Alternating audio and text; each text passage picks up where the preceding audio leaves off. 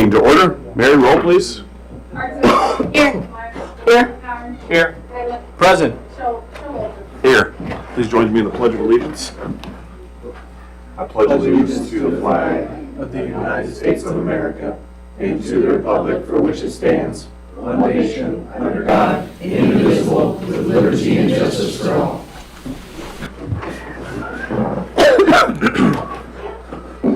Thank you everybody for joining us tonight. We'll start with a public hearing for unfit structure at 404 Harrison.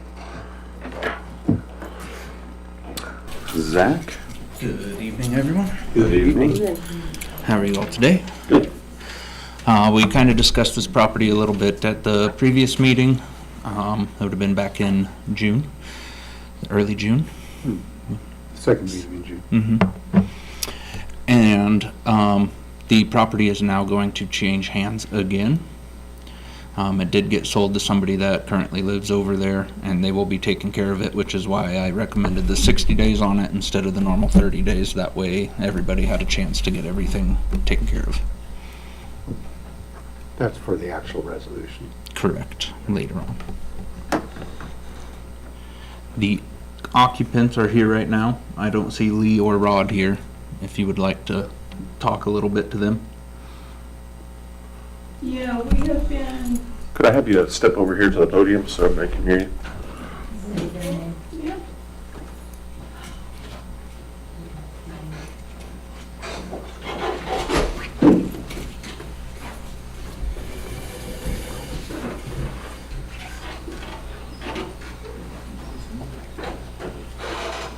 Thank you. If you don't mind introducing yourself and then I'm Deborah Bennett. I have been walking all over with my walker trying to find a house, and I'm not having any luck. I have put in application at low income. We are still waiting for a couple pieces of paper from Social Security on my husband to put in there. Other than that, I just keep walking around because I don't have a vehicle to find a house. And everywhere I do go, when I do get an opportunity of somebody saying, well, this one's up for rent or this one's up for rent, because I got scammed $1,000 on a house that I wanted and I got scammed, I'm having trouble bouncing back and finding a house, and every time I do, it's up for sale. I'm really struggling trying to find a house to rent.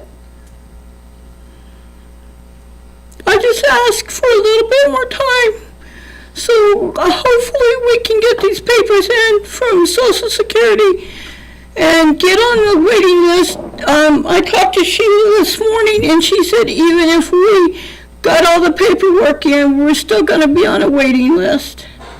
And there's like 2 to 4 people ahead of us on the 3 bedrooms and the 2 bedrooms.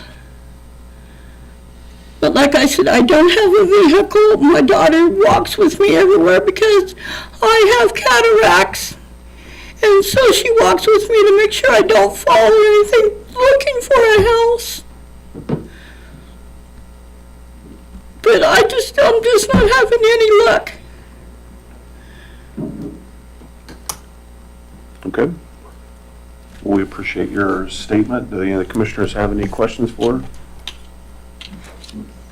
Okay. Thank you, ma'am.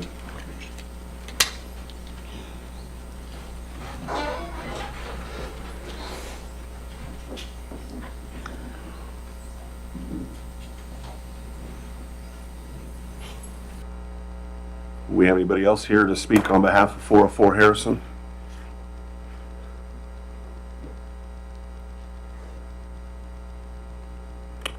Okay, if not, I will close this public hearing at 5:04 p.m.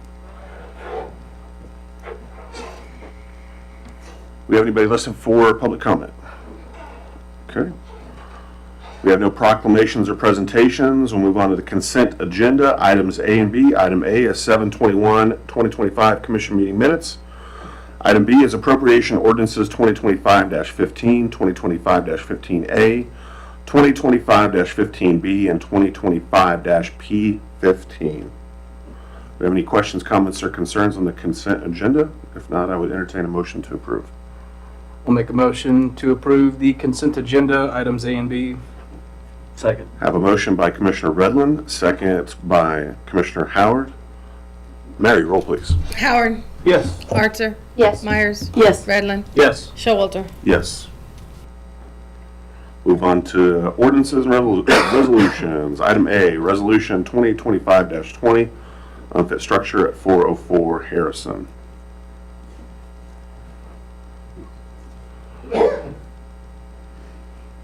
Mayor, members of the commission, this is the resolution proposed by Zach Hildebrand, building official, regarding the timeline, basically, for the structure at 404 Harrison.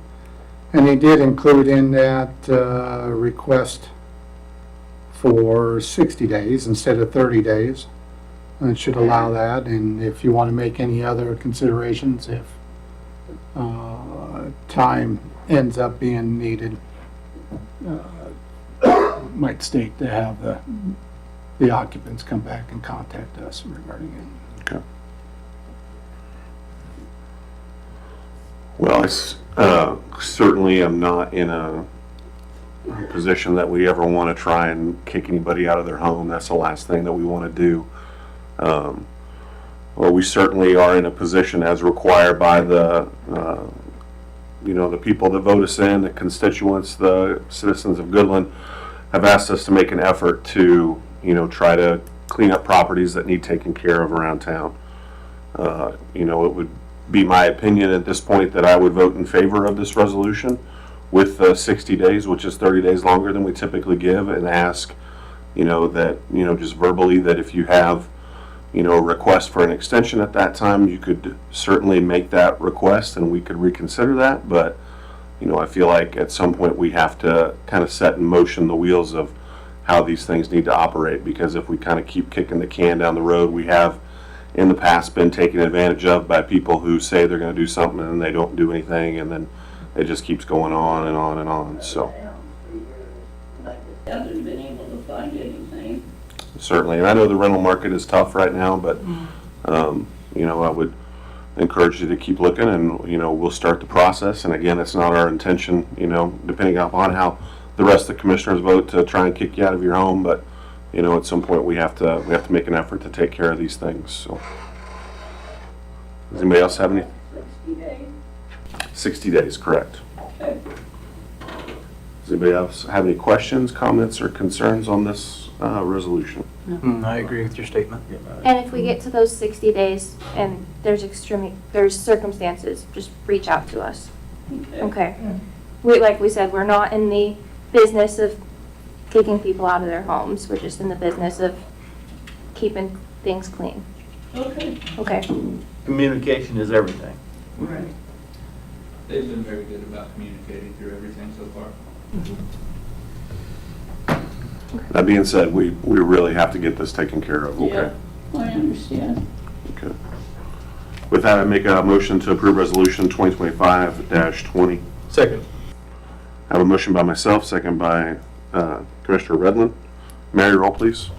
Redlin, Yes. Howard, Yes. Myers, Yes. Archer, Yes. Showalter. Yes. Thank you. Move on to item B, Charter Ordinance number 24, KSA 14-570, not applying 8th Street project to the debt limit. Mayor, members of the commission, I basically, we had talked about this at a previous meeting. I asked him whether we should proceed with this charter ordinance as recommended by the bond attorney. Since we do have a funding source from the sales tax that was passed by the voters, and will continue for 20 years from a year ago. Since there is that funding source, that's one of the basic reasons why not to count it against the debt limit. But in order to do that, you need to pass a charter ordinance, and then there is a protest period where percentage, 10% of the number of electors who voted in the last election, they would come with a petition stating that they do want to vote on whether this should be whether there should be a public vote about this issue. Then it would go to an election. But otherwise, if there is no protest petition, then it would allow the city to move forward with the actual financing issue and not have it count against the statutory debt limit. The statutory debt limit is 30% of our total valuation.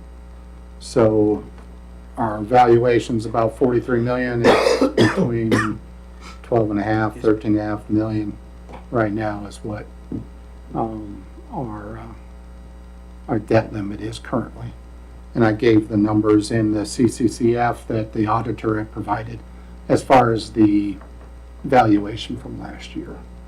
So, and we do have one current issue that is still being paid off, but since there is a different funding issue, that's really the main reason, justification for this. If we were to vote an ordinance like this into place, is there anything that could happen in the foreseeable future that would put us in financial peril or put us in a bad position? No, I don't think so. Now, we may have a project coming up, like has been mentioned a couple different times, as far as to extend electrical infrastructure to the industrial park to provide for the proposed plant that has been proposed to be put in there. That will cost quite a bit of money, but that still won't use up the entire debt limit.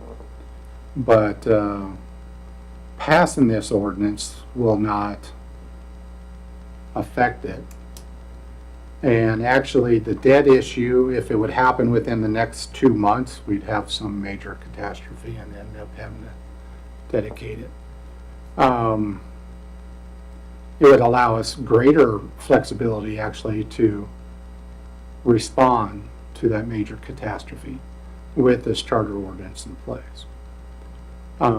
If we choose not to use it for whatever reason, let's say 2 months from now, you have the charter ordinance can pass, but then for the actual bond issue, you can still direct the bond attorney to go ahead and have it count against the debt limit if you would want. I don't see how what set of circumstances would cause that to happen, but this is just allows you the authority to do so. Okay. So basically, it gives us the opportunity, if we need to down the road, to be able to borrow enough money to do another economic development per Yes, electrical project if we need to do so. yes.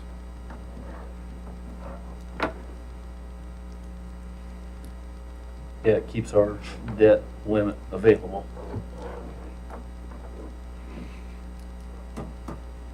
But there's no like downsides to doing this, or what potential downsides would there be?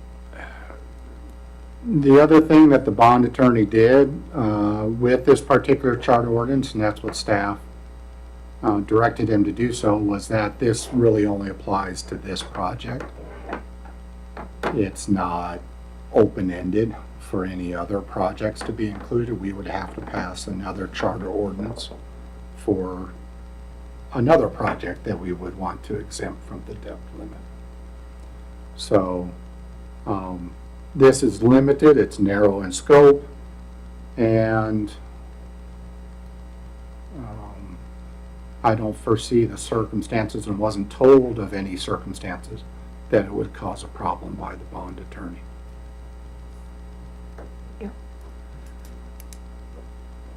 Are you aware, has the city of Goodland ever done anything like this before? They have not. Have you been in other communities where you've done something like this, or? It comes up every once in a while, yeah, as a possibility. It depends on the circumstances. And that there may have been a case where we haven't had the circumstances come up. And the reason why we're looking to borrow money in order to pay for the 8th Street project is we don't want to wait 18 years until we've collected all the money from the sales tax to do the project. Because inflation in those 18 years probably will end up far more than we would gain by waiting and not borrowing the money. So the sales tax in turn is paying for the borrowed money? Like Yes. paying down the borrowed money? Okay. Yes.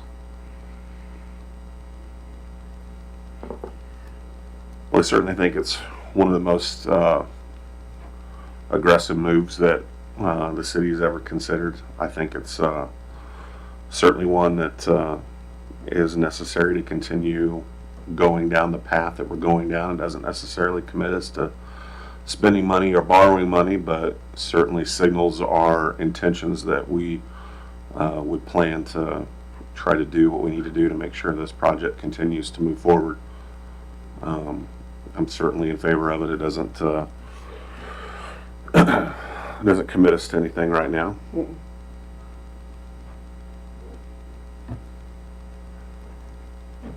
I'll move that we approve Charter Ordinance 24. Second. Have a motion by Commissioner Howard, second by Commissioner Myers. Mary, roll please. Archer, Yes. Redlin, Yes. Howard, Yes. Myers, Yes. Showalter. Yes. Thank you.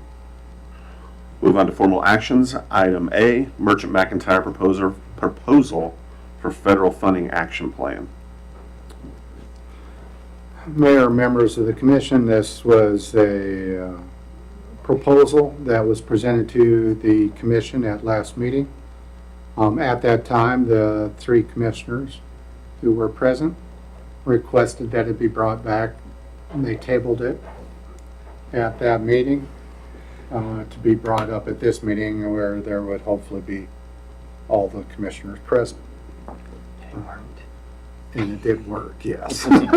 Chickens. The proposal on the federal funding action plan is for the next 90 days. It is, it has a cost of $10,000 per month for those 3 months. And then at that time, after what they have produced or have not produced, then there'll be a decision by the commission whether we would want to continue for the entire year. There was a question last time on whether with the new administration, has there been success by Merchant McIntyre and Associates? What was included in your packet was a response from Merchant McIntyre Associates, from Brent, to say what they've submitted so far for local governments, and that's quite a wide-ranging list of different items that they've come for. So they've also, in addition to different types of federal grants, they've also secured about $50 million each year in congressionally directed spending, much of it for local governments. So again, it goes back to that what we were just talking about, that possible electrical project to extend the electrical infrastructure. And the initial discussions, and actually we had one after last meeting at the end of that week, had one between Brent with Merchant McIntyre and with a representative for EDA, the Economic Development Administration. And there was some encouraging response from the representative of EDA of an application that would be well received. And the types of applications he's talking about would have up to 60% of the cost possibly provided by a federal grant, which if the project ends up between $6 and $7 million, that will be significant money. That will be a grant in 7-digit territory. So $2, $3, $4 million. So that is a significant amount of money. And that is no guarantee that it will happen. And I would be happy with, you know, a lot less than that. But if that ends up to be the case, that would be a great addition, and I think it would be beneficial to the community of Goodland. So, and to the project as it goes towards fruition. So, This was probably talked about last meeting. Where does the 10,000, what fund would it come out of? be for the reserves from the electrical department at this time, Okay. just because the primary project that we would be talking with them, but they will be looking at, as part of their objectives that they laid out, they would be looking at the in wider than just the electrical. Electrical, okay. But since the primary target, the primary scope to look at first would be the electrical, that's why. They're the ones that would benefit the most. When we talk about the fee for Merchant McIntyre, though, that is what we planned for with the upcoming budget, correct? It's the reason part of the reason why we're requesting the R&R rate increase, because we have a grant writer or grant writing as a part of that We do. budget. We do. That was just more in general Okay. than just Merchant McIntyre itself, but it was just in general. Okay. So realistically, how much movement are we going to see in a 90-day contract period with something like this? Because these applications could take a year to get through. They can take 6 months to a year, yes. So what will we see in that 90 days that would make us either want to stay with them or move on?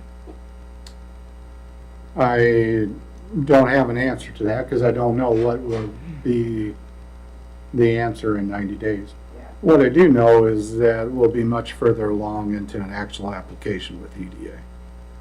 And with his, he says it at the bottom of his proposal, scope of work,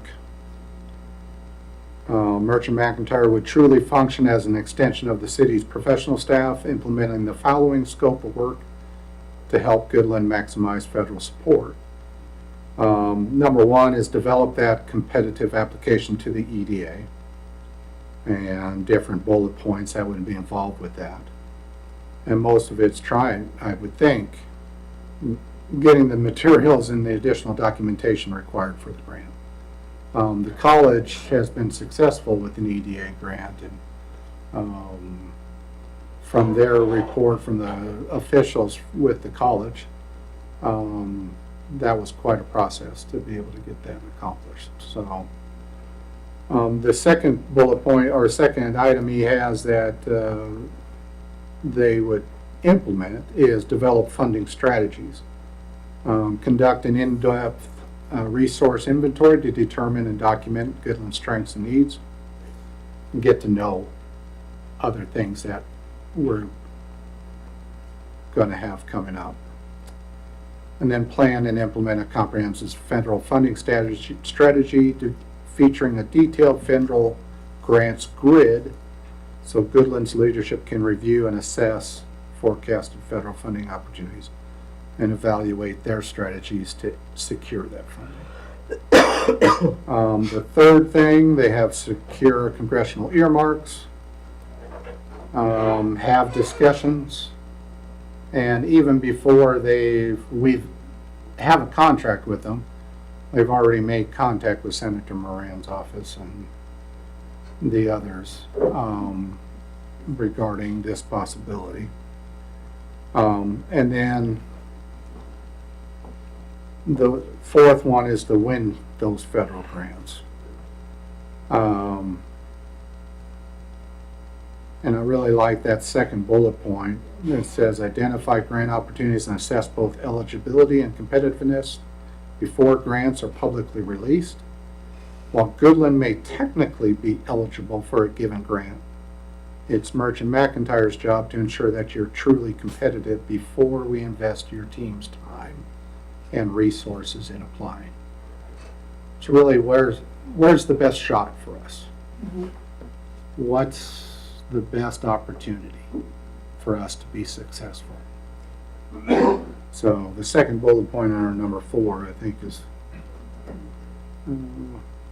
one of the things I think we'll have a better handle on after those 3 months.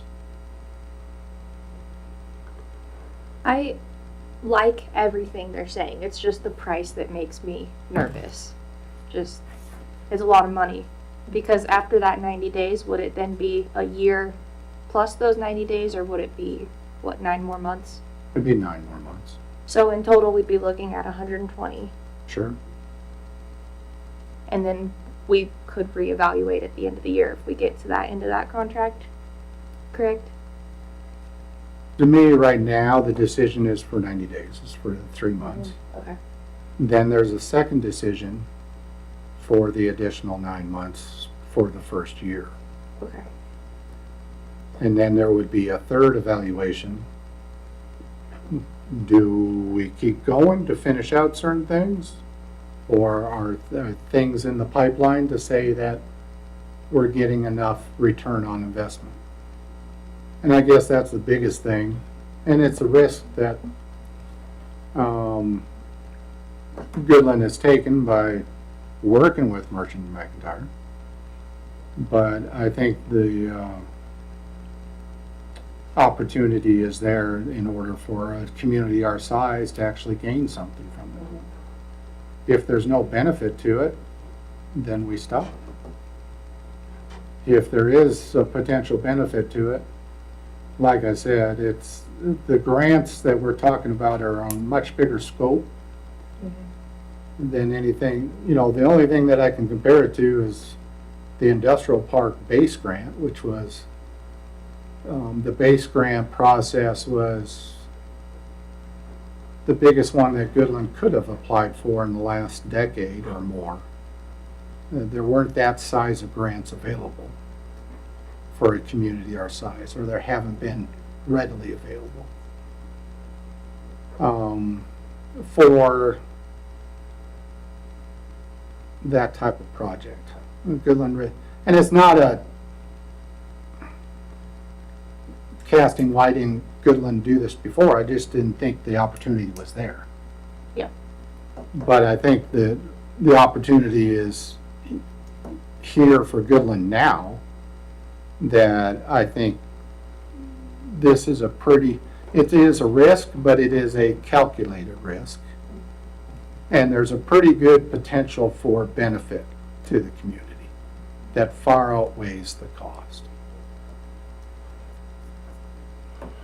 I guess, you know, when we think about it or thought about it at the college, we thought about it like this. You know, we have a really good grant writer on staff that writes some amazing grants and gets money brought in for us. But when you start talking about grants that are worth $3, $4, $5 million, that's like going from minor league baseball to major league baseball. And if you don't hire a major league pitcher, you're not going to be able to play in that league. I like It is a lot of money up front. I like that. I like that. That was good. It's a lot of money up front, but I think, you know, we keep taking these steps to make sure that, you know, we are being serious about tackling this project. You know, if we are going to try to keep as much of the liability off the taxpayers as possible, I think this is a risk that is worth taking. I agree.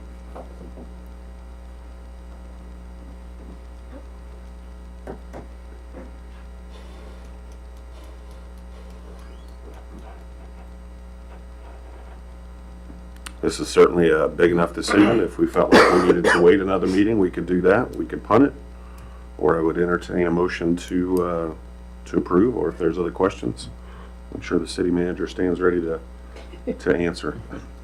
I'll make a motion to approve the Merchant McIntyre proposal for federal funding action plan. Second. I have a motion by Commissioner Redlin, a second by Commissioner Myers. Mary, roll please. Archer, Yes. Howard, Yes. Redlin, Yes. Myers, Yes. Showalter. Yes. Thank you, everybody. We'll move on to item B, change order number 1 for the industrial park, the Southwest Drainage Basin. Ask Andrew to add some details to this. Yeah, so change order 1, I think's a total amount in 18,000 some odd dollars.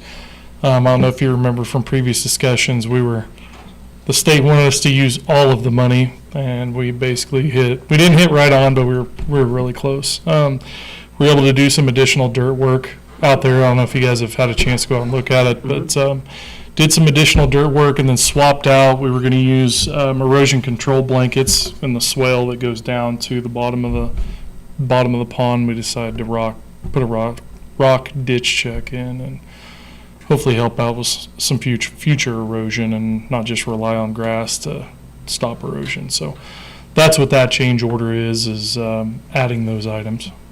So.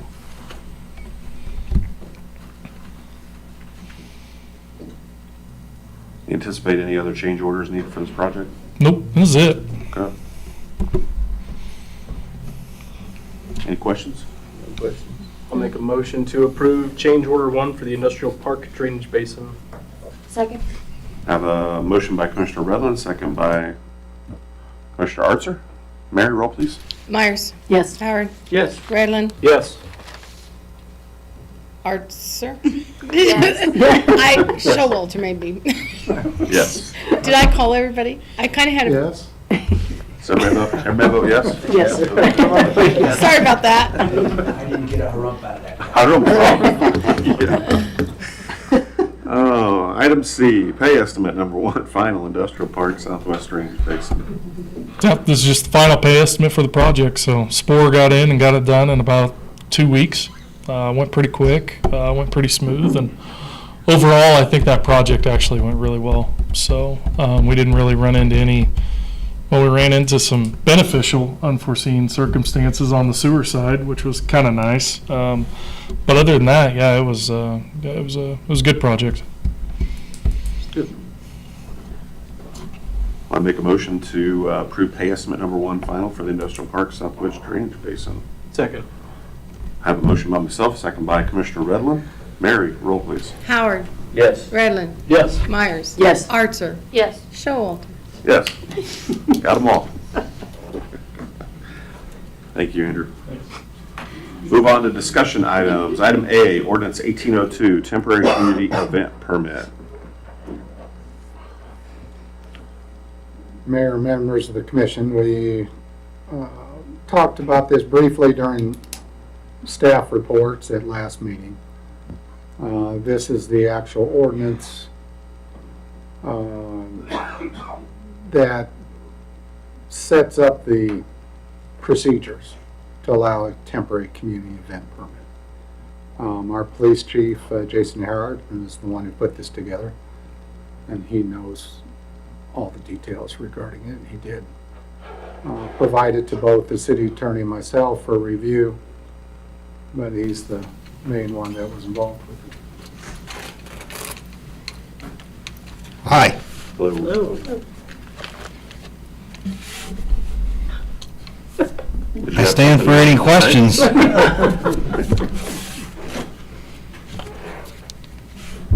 We'll turn your attention to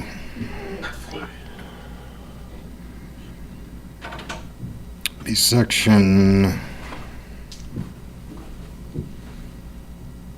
3-802, and then D is in David.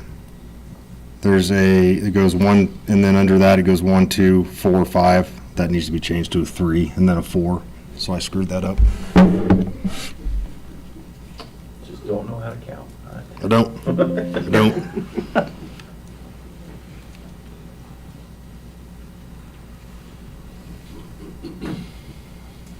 I'd be happy to explain or.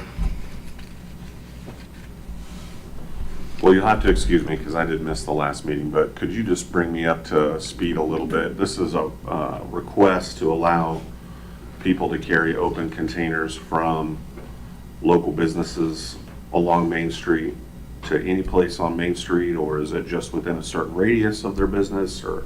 So it's not necessarily, it would be similar to a beer garden. So it's going to be a beer garden that's expanded. In this, so it's important to not think of this as a Flatlanders ordinance. This is for any event. But since that's been brought up, in the event of Flatlanders, basically it's being asked from 8th to 17th that be open from the beer garden, and there might be 2 different locations of said beer garden, and that be open to allow people to walk up and down Main Street, and yes, to be able to drink. The barriers would be from the city department, which are already there. I did, basically, there's going to be 2 signs on each street that says no alcohol beyond this point at those barriers. The fun part of that is when you get, let's say that person A and then person B both apply for this permit. Person A and person B, say you guys approve, at that point it would have to be split. So let's say that one takes this half a main and the other takes this half a main. At that point it becomes very difficult because you have to have a line in the sand at that point, and A can't cross to B, B can't cross to A. And they have to have names on their cups and different style wristbands, and not different style wristbands, I'm sorry, they have to have the name on their cup. And then at that point, I put in the ordinance that the commission could not waive this security requirement because they would have to literally stand at this line and stop A from coming into B and B coming into A. So they would have to have just basically a line in the sand. If there's only one person doing this event, then it would, if they're asking for 8th to 17th, then they would be good with the, well, depending on what you all decide, with the signs at each exit saying no alcohol beyond this point. And that person knows it's also up to them for enforcement. So, for instance, if there's tons of people passing these signs and we got to shut that down because, hey, now I'm seeing that there's a bunch of people passing these signs, this isn't working, then at that point we got to deal with that. Because it's up to the licensee to ensure that nobody passes those barriers. Now, the police will assist with that, and I realize we're going to get some people that are going to do it, and, you know, we're not going to hammer that, but I mean, if we're getting a ton of people not paying attention to the signs, whether they're too small, they're not, whatever. So we may have to do something else. So that's, yeah, that's part of that. It's basically not a Flatlanders, that was brought up, and so this was kind of made. So potentially, if you had 15 different booths down there that wanted to apply for this and set up their own beer garden, this could be a convoluted mess. Yes. So we do have, in Flatlanders, the individual asking to go to 8th to 17th, we do have another vendor that sells liquor there in front of the old school administration building. But they're going to just stay within, I guess Flatlanders committee talked to them, and they're just going to have their little rope around, so that's not a big deal. They're not asking to run the entire street of Main. So the only problem with that is again, A, can't go into, I mean, they would have their own security, they would keep them within that confinement, but B, can't enter that area and have a beer with the person having liquor. That would be a violation. So, which I think that would be good enough to just say, hey, you know, you can't be in here or whatever, because they got to keep them in there anyway. So if somebody's coming in with a different beer cup or whatever, and, you know, we could ask the person asking for the entire street of Main to make a sign, you know, no separate alcohol. We can make up something that we can put in front of that area. Another concern with me is the central school. So Central School, we absolutely cannot have alcohol going inside of Central School.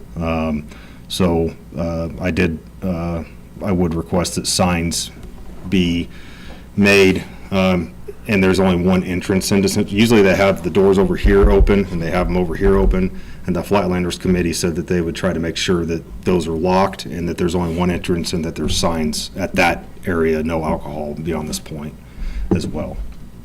And speaking of general for Flatlanders. And to throw another hiccup at you, I've also been asked about parks, because parks is not included in this ordinance.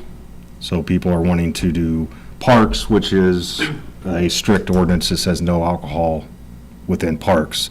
So that's something else thrown at you as well. Because this just covers streets, alleys, sidewalks. And that's it. It doesn't cover parks. In the way that Police Chief Earhart designed this ordinance, it is for a temporary community event. It's not just for Flatlanders, it's for Yeah. any community event. Yeah. But then within the application, it describes what is the boundary of said expanded beer garden.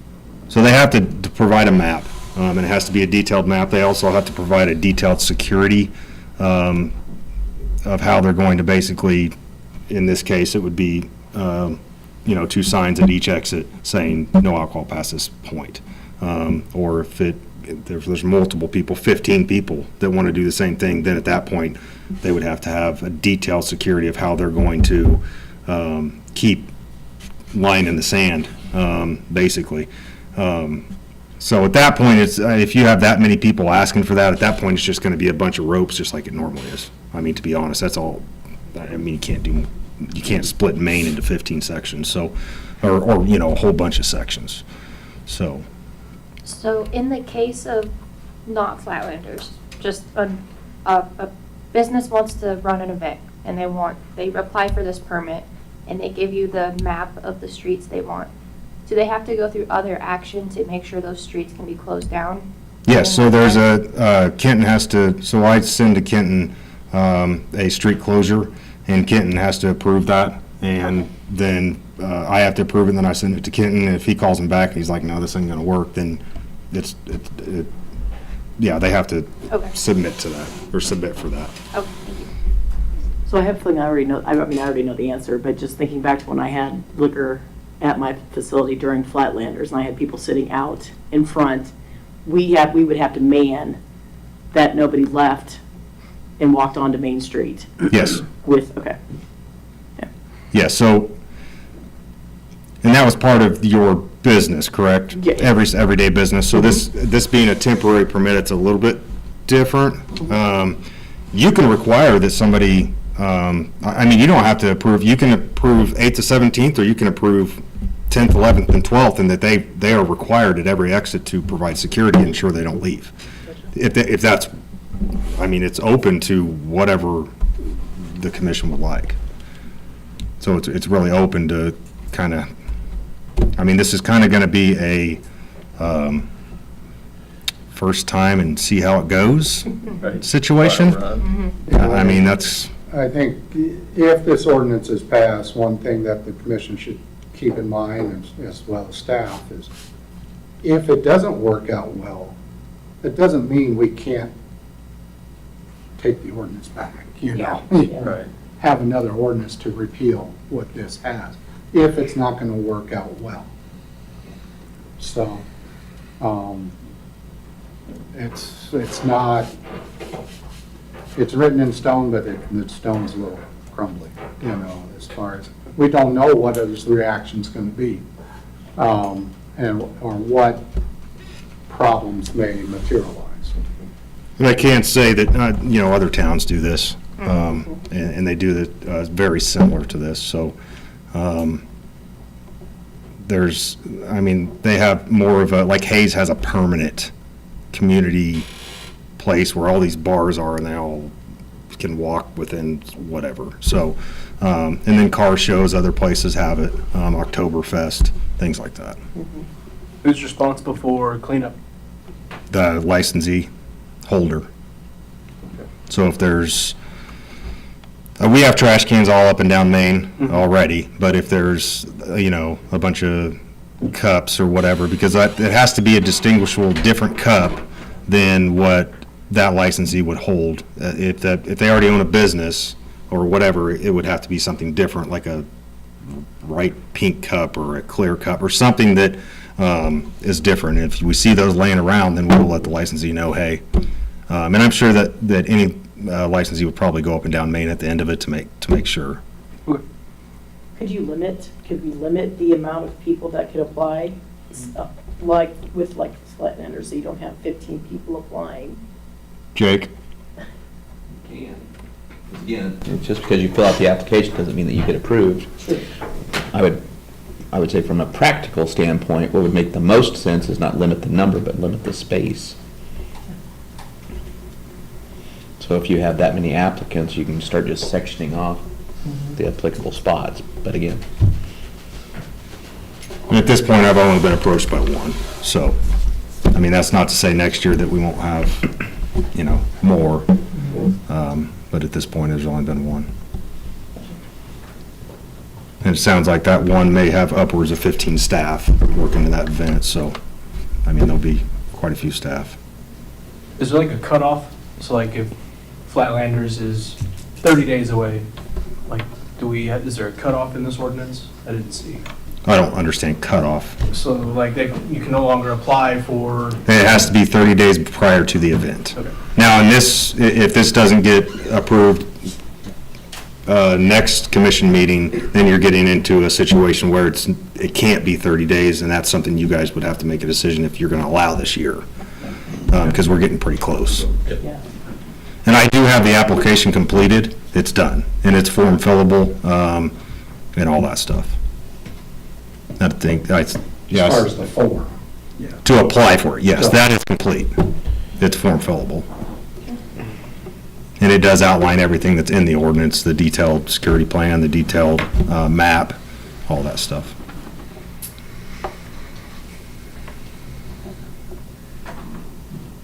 I know many people have wanted something like this. I'm sorry? I said, I know many people have wanted something like this, that they can just walk around and just enjoy Yes. with their kids and things like that. And when I brought it up to the Flatlanders Committee, when we had our meeting, I think probably 3 or 4 of them said, finally. Yeah. So, yeah.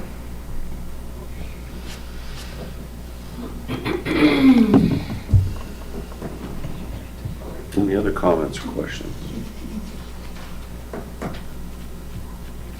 I don't like the 30 days. I personally would probably like more time than that. I know we couldn't do that this year, but I think a 60-day time period to somebody that wants to do something of this magnitude, I think needs to be really serious about planning and preparation and getting ready for it. I like the 30 days. I'd like it to be longer. I think we're more than 60 or less than 60 days out now, aren't we? Yeah. Okay. Well, we would be if we brought to this before you guys next time, it would be definitely before 60. You're running on getting close to, It's less than 60 right now. yeah, Less it than is. 60. 27. But yeah,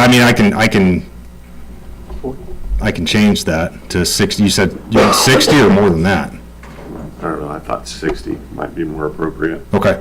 And you're talking about to submit the application prior to the Yeah, event? Yeah, 60 days prior to the event. After Okay. that, we don't accept any applications. Okay. I think, in this case, we would need to grandfather in the applicant who started this conversation. I guess I would say this, different things we've had over the few years since I've been on the commission, usually when something comes up and my initial reaction is, oh, this sounds like a terrible idea. And then it gets passed and it ends up not really being that big a deal. It always feels like it was going to be a big deal, and then turns out I just needed to lighten up and say, let's give it a chance and see where it goes, because that was honestly my first reaction when I saw this. So maybe I need to take my own advice and say, maybe this time we just need to approve it and see where it goes and see if it's something that we can do, and see if, we have a bunch of responsible citizens that live in this community that I trust to make good decisions, and, you know, I think, you know, in this case, if it comes up, I would probably vote yes and see where it goes this year, and if it doesn't work this year, then we could repeal it and pull it back and go back to the way it was. Well, and you can always, the ordinance is in a way that you can restrict that too. So if it doesn't work, if you approve 8th to 17th this year, if that's what's on, you know, comes to you, and it doesn't work, you can restrict that to 3 blocks. And then make that licensee holder have security at each exit. And then that stops that. So I mean, there's always that option as opposed to just scrapping the ordinance. Well, I think probably the intent of this ordinance is, or the intent of the request is for somebody to be able to purchase alcoholic beverage at 8th and Main and then walk down to the car show. I think that's the intent of this request. Well, and I think the licensee holder that is going to have 2 different locations that on Main Street, possibly 3. That's supposed to be secret. We kept calling him the licensee holder. You're looking over and asking him questions. I don't know what you're talking, I was asking Kenton that. Cat's out of the bag now.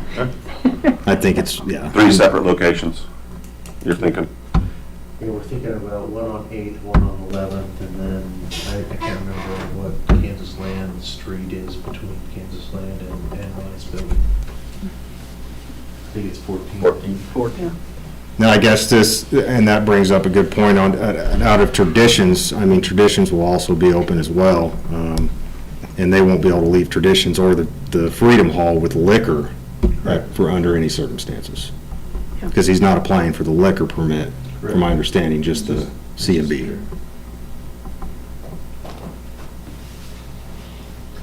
I'm all for giving it a try this year, seeing what it looks like, and reviewing it next time it comes up, or next year, depending on, you know, someone may apply for this come around Christmas for some event they've got going on. So, I'm good. I know we're voting next meeting, but I don't have any more questions. I wouldn't lose sight though, too, you guys. Really, the licensees or the permit applicants, they've got a lot of responsibility. I mean, we've got to do our job, right? And the police, they've got their own things they're going to have to deal with. But really, this is on the applicant to make sure that they're following it, keeping the barriers, making sure people aren't migrating with their cups and all that stuff. So I'm just going to say it from that standpoint. Anybody who wants to apply for this, they're taking on quite a responsibility. I mean, you're going to be herding cats, and you're getting to give those cats beer. That's why I suggested the 60 days. You need a lot of time to prepare. But if it doesn't work with that particular one, you don't have to approve them next time. Correct. Obviously, you do Yeah. something to violate it, you lose your permit, and the next time probably won't be approved, right? Just for Yep. circumstances. So Chief, I the, would certainly ask that, you know, if approved, that, you know, we would request some feedback from you about how it went, you know, any suggested changes that we would need to make. sure. I'm in favor of voting yes on this, but I do agree with the 60-day change. I would like to see that. And also the insurance requirements, was that good with you? Do we need to make changes to that? No, because again, the whole concept of the insurance, guys, is no different than when we do bonds for construction crews. We just want to make sure that people aren't going to do something that causes damage, like, oh, well, sorry, not my fault, you're screwed out of it. Because there are minimums, there are floors, but that the quote-unquote applicant or policy holder, they can get as much insurance as they want, and in all reality, probably a good idea to beef it up more than what we're requiring, but we're just a floor, so. So 60 days, but not for Flatlanders. Like, how would we make that work? Because then no one could apply for this for Flatlanders this year. Would we Well, not then do it'd it have to this be- year? It'd have to be, I would say, brought to the commission for approval. There would be an Or something like that. exception. An that would be exception, made, okay. Except for the immediate timing of the festival. Okay. And there's no reason that we can't move this to formal action tonight, right? We can go ahead and vote. That's the city attorney. You can, but you have to make sure you've carved out your caveat that it's not as written, it was be as it's gonna be changed to your 60 days. Except when Flatlander event. Yeah, with the exception. Well, I don't think you would put that as part of the ordinance, though. Somehow you gotta exempt that. Or you can just leave it at 30 days and then after Flatlanders come back and amend it to 60 days. I almost think that would be better. Yeah. Probably legally, probably makes more sense, doesn't it? Or we can do 2. Let's make this as confusing as possible. Yeah, and also the parks. I mean, I don't know what your guys' thoughts are on that as well. You might keep that in the back of your mind. Staff is not, well, this staff is not in favor of adding that right now. Let's see how this See how this goes before we add in more. I just needed an answer. Yeah. Make sure you shoot out the door. I think right now, this commission is not interested in entertaining a request to allow alcohol in the parks. Thank you, Mayor Showalter. Just needed an answer for the constituents that are asking.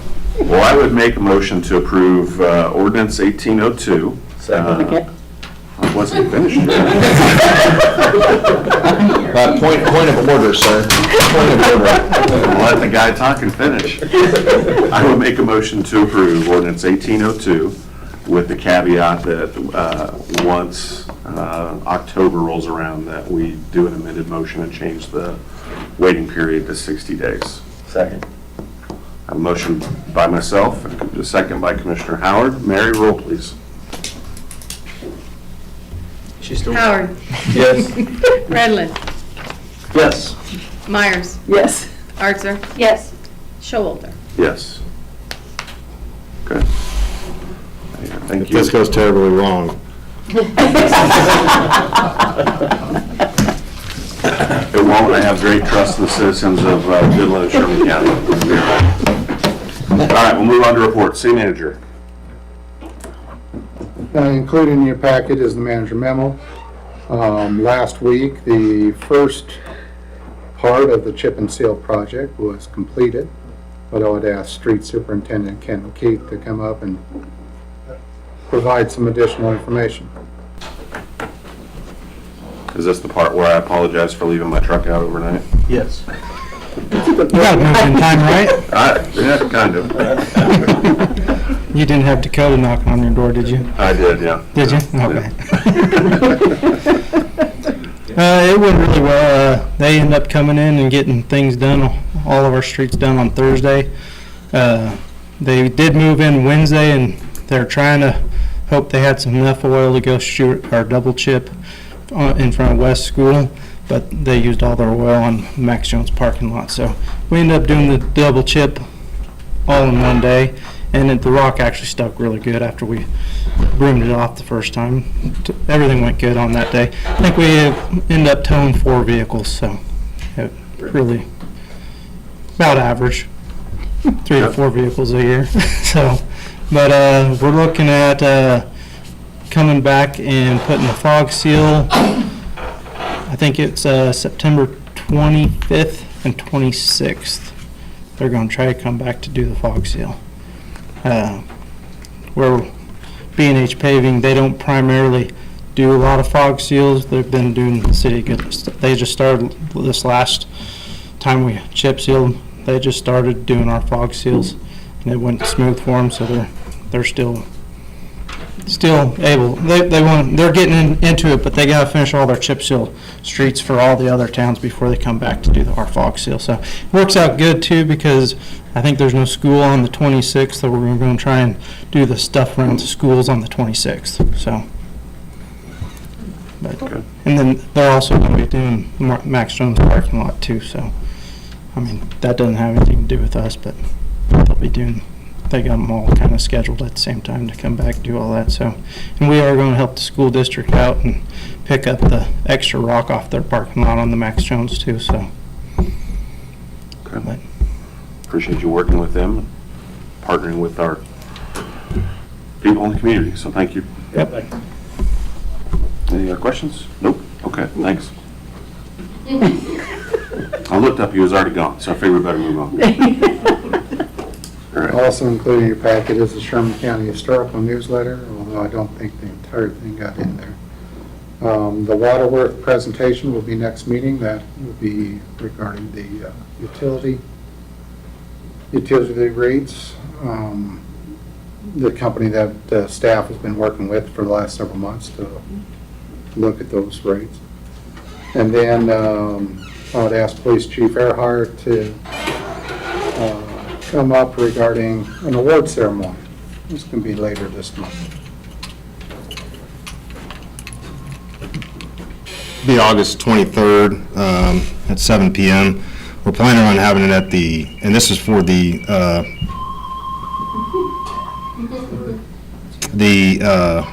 I lost my train of thought. It's for the pileup that occurred in March.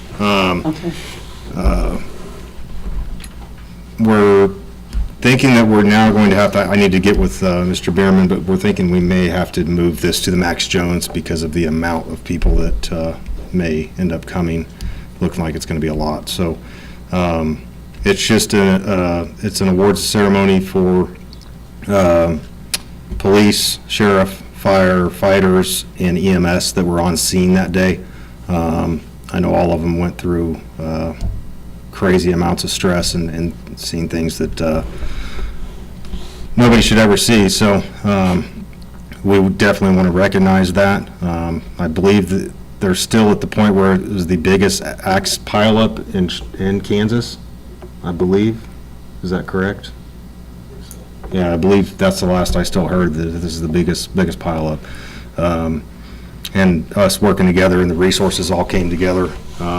It was amazing, and we were able to save lives, and unfortunately 8 passed, but we were able to save a lot more. So we've asked Mayor Showalter to kind of head the event. We do have some special guests that are coming as well. I'm not going to say who yet, because I can say Senator Billinger is going to be there, but we're waiting on a few others. So there is going to be a special guest speaker, the Deputy Fire Marshal Chief of Kansas. I'm not sure. Brian James is having him come speak. So that's kind of what it's about. What time? 7 p.m. 7 p.m. And I'm going to probably talk to Mr. Bierman this week about trying to do the Max Jones, because I believe, actually, I was going to call the mayor and see, I believe they have a portable stage or something, because don't you have a portable stage for when you use that? We've got one, but the school district has one on site there that they use for graduation. Okay. So that's kind of what it's about.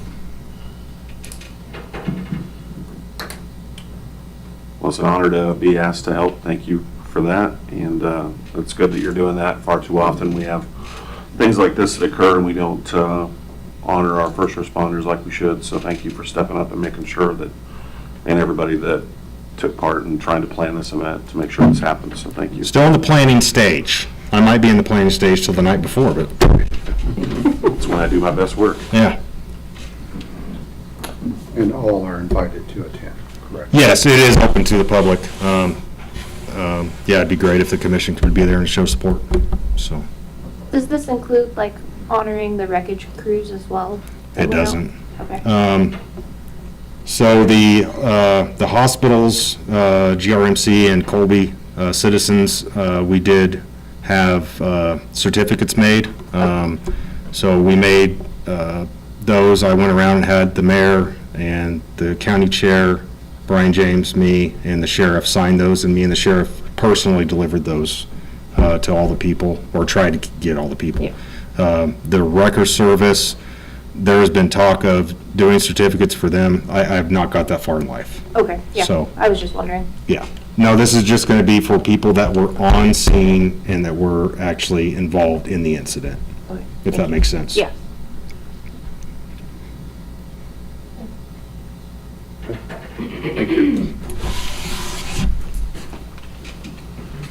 That's all I have, Mayor. Okay. We have any questions for our city manager?